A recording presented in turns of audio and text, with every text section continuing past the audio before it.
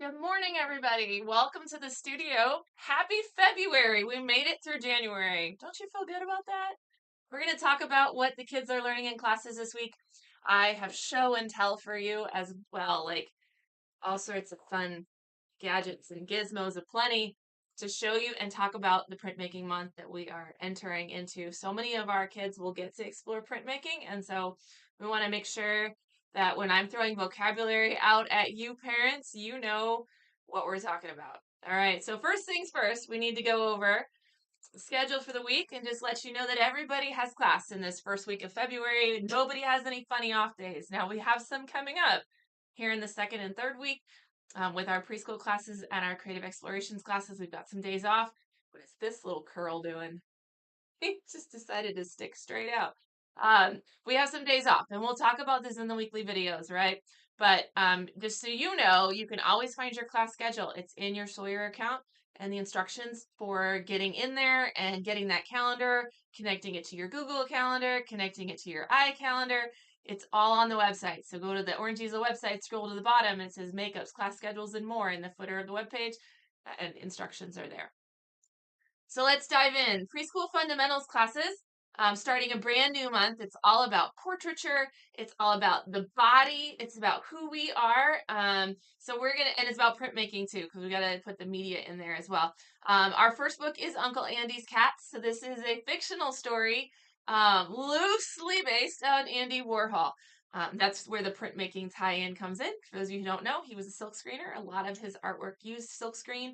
He said he wanted to be a machine. He wanted to make as many like prints as he could. So, so this is a story about printing and about Andy Warhol and cats. And so we're going to be doing some printing in our preschool classes this month.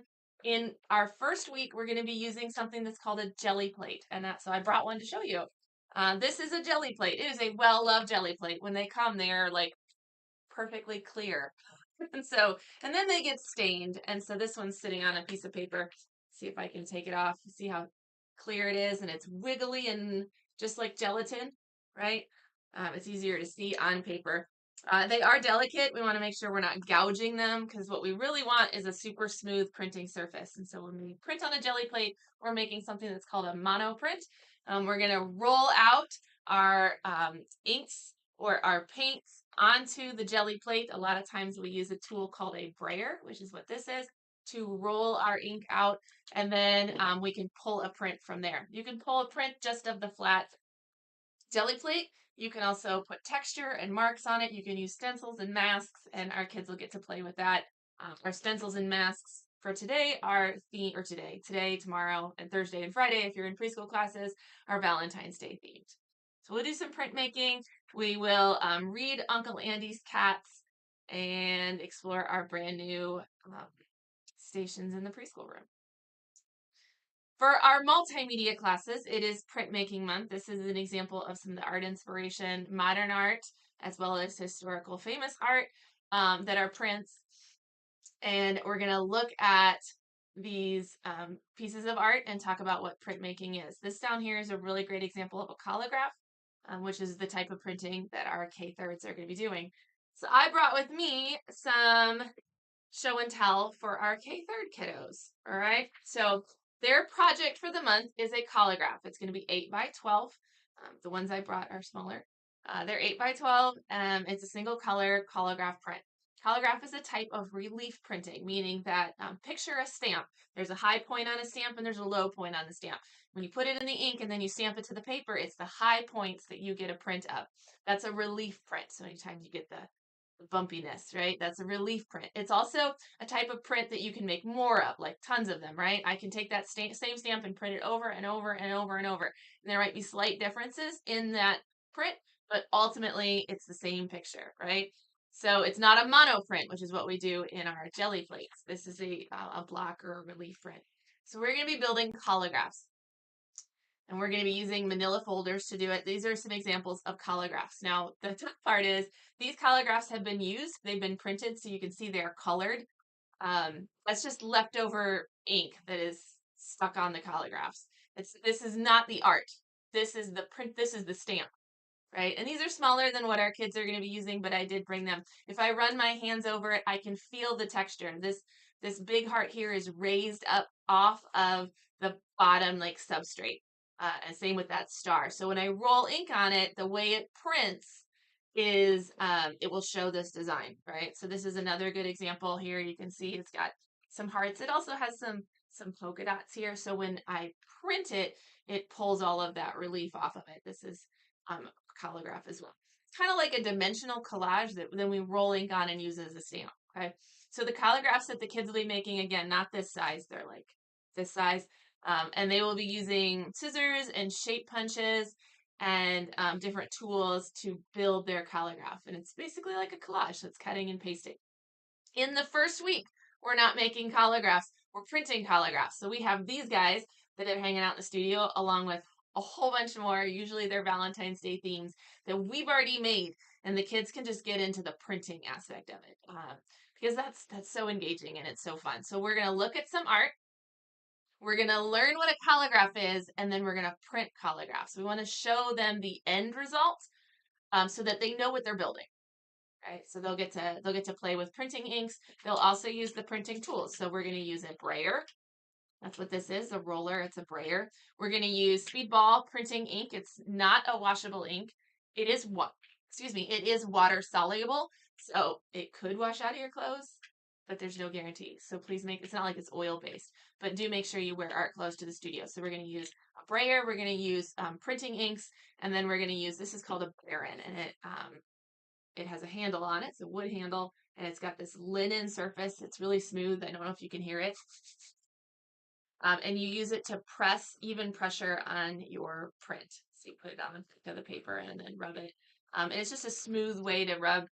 It kind of glides over the paper as opposed to me using my hands and then I might end up moving it, right? So this is a Baron. So we've got a Baron, a brayer, and all of our inks that we're going to be using today to print our collagraphs. So many great vocabulary words. All right, in our 4th and 5th grade class, it's also printmaking month. The subject for their artwork is illuminated letters. So these are decorative letters, and we have really great historical examples. We also have some more modern examples, and the kids will get to like see how letters can also be illustration. And of course, they'll pick which letter they want to work with. Their finished artwork will actually be note cards. And so we're going to lean into one of the major advantages of printmaking, which is that you can make multiples of it, right? You can do the work once and make multiple versions.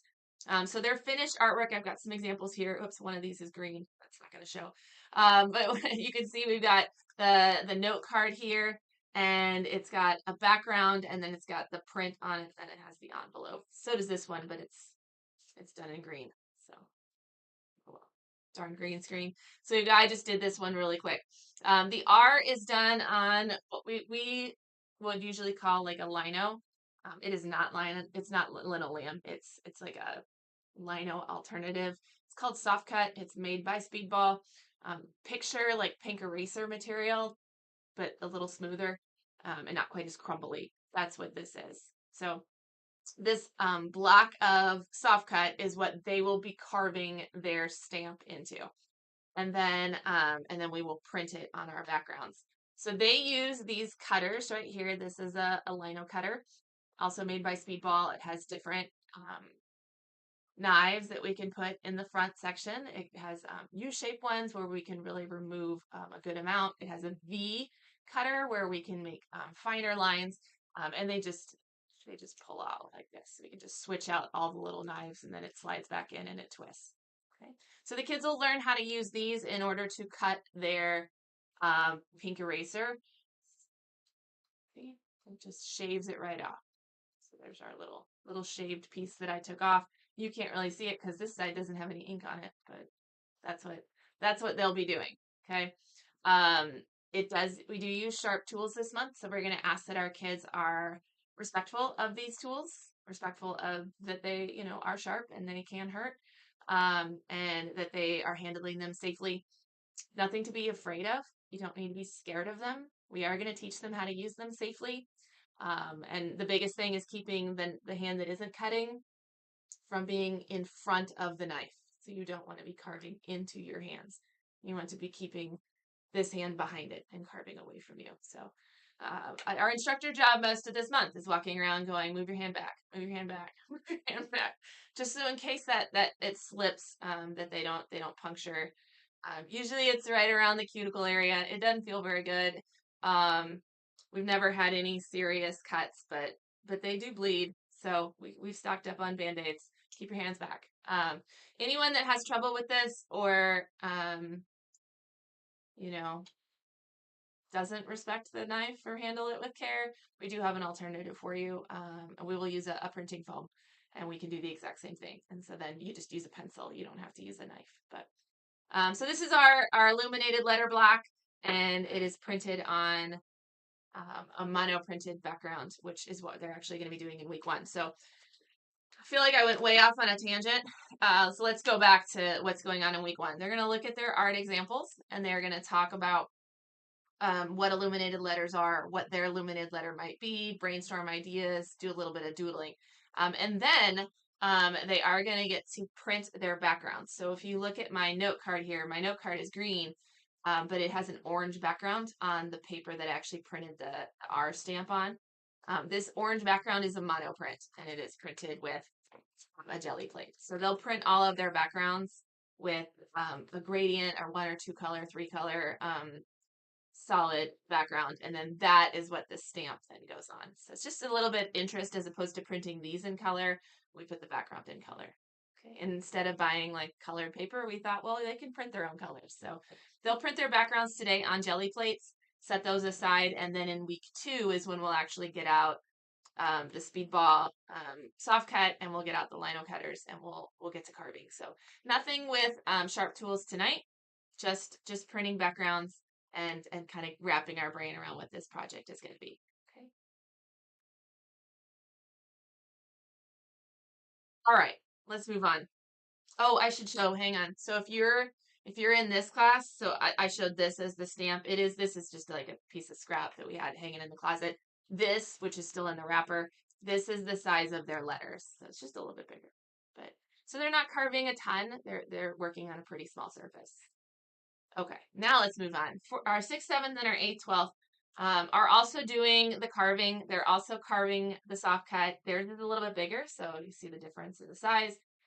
Theirs is actually, is this 5x7? No, 4x6. So theirs is 4x6. And then they're using the lino cutters. Now the difference in theirs is they're doing a multiple color print. My 4th and 5th graders, they are just doing a black letter outline on a colored background. These guys are going to be doing multiple colors on one block. And they're doing what's called a reductive print, which means we make a design, we carve away some of that design, we print the first color. And then we carve away more of the design, we print the second color. And then we carve away more of the design, we print the third color. And it's all printed from one block. The challenge is if you screw up one of the prints, you cannot go back and print a new layer because this has changed. We can't add back in stamp material, right? So every color that they print, they will print multiple times. We'll make at least 8 to 10 prints of each layer so that by the time we get to the end, like let's say on one of the prints you moved your paper just a little. Well, that one's ruined, so now we're down to 7 good ones or whatever it is, right? So we'll make multiples of each one. The goal is that at the end we've got one good 3-color print. Okay, so we're gonna look at some art examples of 3-color printing. These two here are contemporary printers, and they're actually videos, and so we can see the process of a reductive print. This is Hakusai, and that is actually a Japanese woodcut. It is not a reductive print, but it is a multicolor print. So Hakusai, they actually printed multiple colors on multiple wood blocks. So they carved their block, I don't know how many colors there are in that, 7 times. They carved that same block 7 times and then lined them up and printed them. So not all of them are reductive, but they are multicolor prints, so we can start to understand that. And then I have some examples. This one is one of Miss Liz's examples from last year. You can see her multicolor print. This is one that I did just really quick with Miss Katie on Friday, just playing around. And mine is abstract. And so we will talk to the kids about if they want to do something super representational or if they just want to play with the multicolor prints. And explore the material. You don't have to do something specific. You can just do shapes and lines and it still turns out really cool. Mine's obviously super small because I was just playing. Okay. So again, this is their size. In week 1, we'll look at the examples and we'll start planning out our compositions. Same note too, I guess I have to say it. Same note, these are sharp, right? This is a knife, it's cutter. So we need people to be responsible with them and take it seriously. There's nothing to be scared of with it. We just don't need to be goofing around with them. We've never really had a problem, but if it is a problem, we have alternatives. All right, let me check my notes really quick and make sure that I'm still on track. I'm also going to drink some coffee. You take a drink of yours, I'll take a drink of mine. It'll be good. Awesome. You'll hear me call this lino cut because that's what I grew up calling it. Like the gray battleship lino from Dick Blick. That's what I grew up using, and so I call it lino cut. It's not linoleum. It's like calling facial tissue Kleenex. I figure it's the same thing. Everybody knows what I mean. All right, let's move on. Creative Explorations. So we start a new month in our Creative Explorations classes, which means they get brand new stations, which is so fun. And they're also exploring printmaking. So our media focus is printmaking with stamps and stamp pads. We'll also get out the jelly plates for them to play with. 2 very different types of printing, right? Because our jelly plates is a mono printing where you can only make one. Here you go. Lost my YouTube for a second. You can only make one print, right, of a jelly plate. That's what mono means. But then our stamps, when we have those out, that's a relief print. We can make multiples of those. So we'll play with the different types of printmaking. Our history focus has to be Andy Warhol. We've got a collaborative vertical surface invitation, which is soup cans, which is a throw to Andy Warhol's most famous work.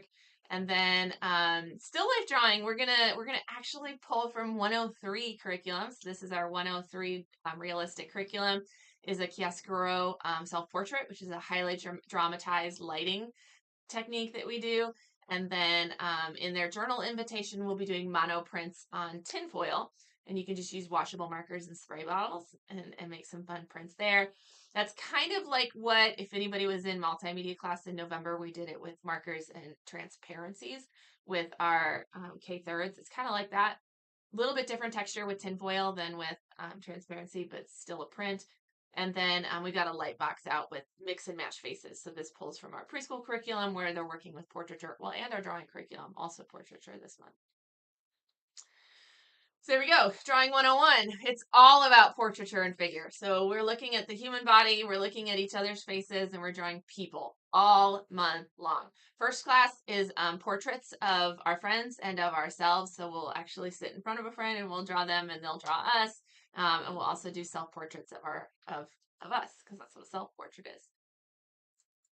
In our 102, it is portraiture month all around. In illustration, so if you're in an illustrative drawing class, back in, I'm going to make sure I get the month right. Is it October or November? I guess I didn't say. Oh yeah, October. Back in October, we did like a quick overview of eyes, nose, mouth, heads, orientating your head in space, hair, kind of like just like getting all of the features into a portrait. So we are going back to that. That is something that we can review year in and year out. Heck, we could have a yearly class that's all we do every month. But so we're going back to that and we're looking at characters. A lot about, as we dig deeper into like positioning, body positioning and emotions and kind of a dynamic. So we're going to start with a review. And if you weren't here, it's okay. You'll be fine. Of heads, faces, and figures in this first week. So we'll kind of go over everything that we already kind of know and practice drawing heads, faces, and figures. Okay. In our realistic class, it is a portraiture. We're going to start with photograph. So we will eventually get to drawing portraiture from life. But right now we're going to start from photograph. We've got black and white photographs of different celebrities. You'll select one and draw that either with graphite or with charcoal, depending on their preference. In our 103 classes, Advanced Realistic is doing a chiaroscuro style So selfie. So in their first, like we got really dramatic lights, and they're gonna take a picture of themselves, either like actual selfie or have a friend take it. We're gonna play with different angles, different facial expressions, try to get a photograph that we can work from that really represents who you are. Once we have that, we're gonna print it to scale and overlay a grid over it. We'll also have a grid in our drawing paper. So we're gonna use the grid to hopefully get the right positioning of all of our facial features.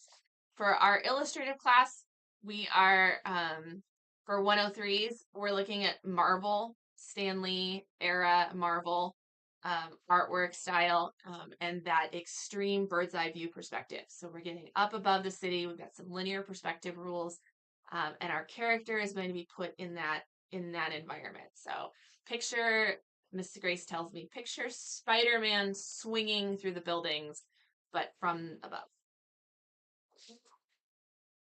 But we're not drawing Spider-Man, just to be clear. We're drawing original characters, but that's the style that we're going for. All right, in our housekeeping things, I've got a note here just to mention Valentine's Day Makerspace is coming up. So if you've got something, get nothing planned, I should say, on February 14th, which is a Saturday, and you want to come make some art with us, we do have a few spaces still left in that. That's an open studio style. We've got stations set up. I think there's 8 stations that you can make something at each station, and then, or you can make 3 stations. You don't have to visit them all. You could just finish the great ones, but that registration is going on, and then we've got spring break camps as well. This calendar, like the stars, perfectly aligned this year, and we have no classes over spring break. In the past, we've always had to have our regular classes, at least in part, over spring break because of the way the calendar falls, and we have to make sure we get everybody their 4 classes or their 3 classes. But this year we don't. It's magical. So all over spring break, we'll have a break of regular classes, and so on Tuesdays and Thursdays we did put some mini camps, some half camps. I always like to think camps are all day. So anything that's a half day camp is always going to be called a mini camp in my book. So we've got some mini camps over spring break. There's 8 different ones. Do make sure you pay attention to where they are, because they're happening at both studios, but they're not the same. So if you want to adopt a pet, you gotta go to Flatwoods, and if you want anime light boxes, you gotta come to Liberty, right? Because we've got different things going on at each studio. Okay, so check those out.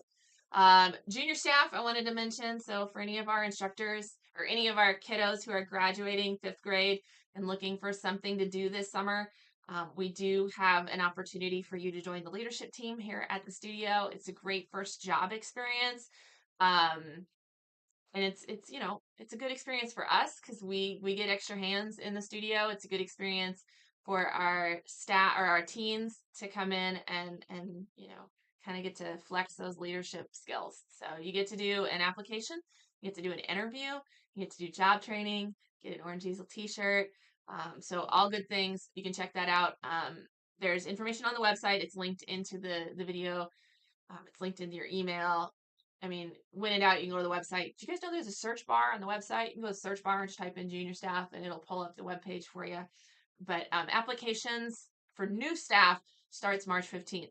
If you are a returning staff member, so you've been on junior staff before, you don't have to reapply or re-interview.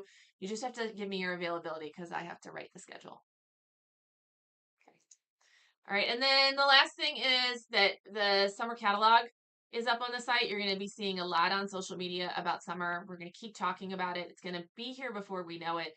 But I want to be clear, because this is always something that throws people. The class you're in now does not meet over the summer. None of our regular classes meet in June, July, and August. That is our summer break. So when we're saying, like, hey, the summer catalog is live, and you're thinking, oh, I don't need to do camps, so we do classes. That's fine. That's just fine. However, there are no classes in the summer. So if you're planning on continuing with drawing 101 class throughout the summer, you're going to be so disappointed, right? Because it doesn't meet over the summer. It'll be back in September. So do check out the summer catalog if you want to do some art stuff. We do have in June evening classes, afternoon classes, and morning classes. Kind of a lot of options there in June. That's a great way to just kind of extend your school year. Only you can pick and choose which classes interest you because they're single session, kind of a la carte. And then once you get to July, it's the big camps. So July and August are big 4-day, fully immersive. Just move into the studio. It's great. That's what we do. All right. So registration for this opens March 15th for everybody. If you're a Studio Club member, you will have early access on March 1st. And that's it. That's everything I have. Look at that. That didn't go nearly as long as I thought it was going to. So I hope you guys have a wonderful Monday, a great start to the month of February. And if